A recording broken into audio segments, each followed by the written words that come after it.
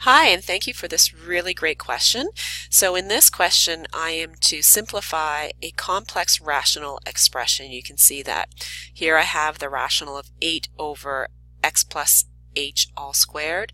Subtract 8 over x squared all over h.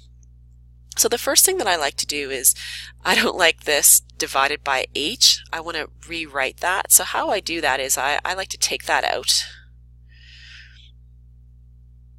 And then what I like to do is I like to just put these in brackets and then say divide by h. I like to write it out like that. And then I go even further, and instead of saying divide by h, we know that whenever you divide by something, it's the same as multiplying by its inverse. So I've just reversed, put the h underneath, and now later on I can multiply my denominator by h. But first I need to simplify within the brackets. So what's happening within the brackets is that I have this rational expression subtracting this rational expression where the denominators are not the same. And we know that we can't subtract rational expressions unless their denominators are the same. So I have to make them the same. And to do that, I have to choose a least common denominator. And whenever you're finding the least common denominator with rational expressions such as these, you're just going to combine the denominators together. So what I'll have is x squared times x plus h all squared. This becomes my new lowest common denominator. So what I'm going to do is I am going to switch out the denominators for my new lowest common denominator and make an equivalent fraction for each. This is how that goes. So x plus h squared now becomes my new denominator, which is x squared x plus h all squared. And then to make it equivalent, I didn't have x squared on the bottom, so I'm going to also put it on the top, and now this becomes my equivalent fraction. How I know it's equivalent is because if I were to cancel out the x squared on the top and on the bottom, I'd end up with my original expression. So that's a really easy check to make sure that you have an equivalent rational expression. I'm going to undo those. Now I'm going to do the same thing to this one.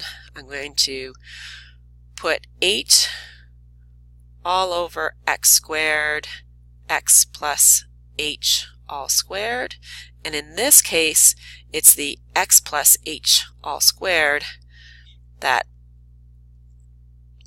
I then have to add to the top now. And again, just to do my check, if I were to cancel these out, I'd end up with my original rational expression. That way I know I'm on track.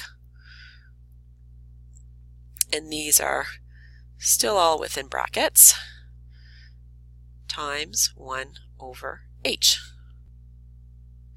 Okay, now that I have my denominators are the same, I can now go ahead and subtract my numerators from each other. So I kind of like to put that all into one expression. So 8 x squared minus 8 x plus h all squared all over x squared x plus h all squared. And of course that's going to be in the bigger brackets. It's going to be timing by 1 over h. Now I'm going to have to simplify.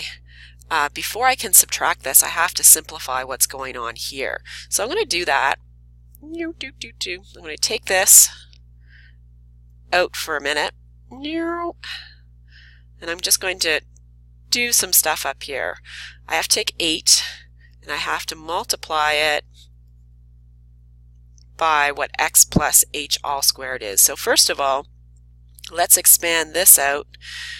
X plus h times x plus h, and we're going to expand that. So x times x would be x squared, x times h would be xh, and then h times x is another xh, and then h times h is h squared, combine these, and I get x squared plus 2xh plus h squared. And then I want to take my 8 and multiply all of this. So I'll get 8x squared plus 8 times 2 is 16xh plus 8h squared.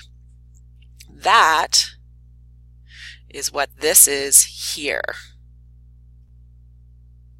So I needed a little bit more room, so I reduced the size out of this. But what I'm going to do now is just put that in here. So I'll get 8x squared minus 8x squared plus 16xh plus 8h squared all over x squared times x plus h all squared. And then all of this times 1 over h. Now what I need to do is apply this negative to everything inside the brackets. So that's the same as removing the brackets. The negative applies to this. It also applies to that. And it also applies to that. So little by little we're getting closer to a more simplified version. Now what we can do with the numerator, now that we have gotten rid of the brackets, is that we can combine like terms, and our like terms are 8x squared. Subtract 8x squared gives us 0x squared, so that just comes off. And that's going to leave us with negative 16x over x times h minus 8h squared all over x squared x plus h squared times 1h. This is as far as I can go for simplifying, so I can now multiply by h, and I'll get, nothing changes on the top, but now my denominator is this times h. Now I can cancel out my h here. So if this cancels out here, I get negative 16x, and the h here will also cancel out here and just leave me with 1h. So what I'll get on top now is negative 16x minus 8h all over x squared x plus h all squared. And that is the answer, most simplified. Now I believe that the answer that they want is to make this positive on top, which means piecing out the negative, leaving it as 16x plus 8h on the top all over x squared x plus h all squared, which is the same answer. So I would accept both for that. And then lastly, for the exclusions, we need to take x plus h all squared. That can equal 0, or else we're going to cause the whole thing not to be a void answer. So that gives us x plus h can equal 0, which means that x cannot equal negative h. Also for exclusion, x squared cannot equal 0, so that means that x cannot equal 0. And h won't be able to be equal to 0 as well, or else we'll get a null answer for this question.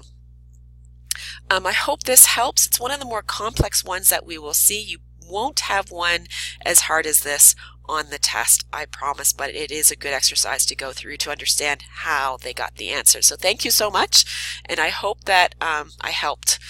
Bye for now.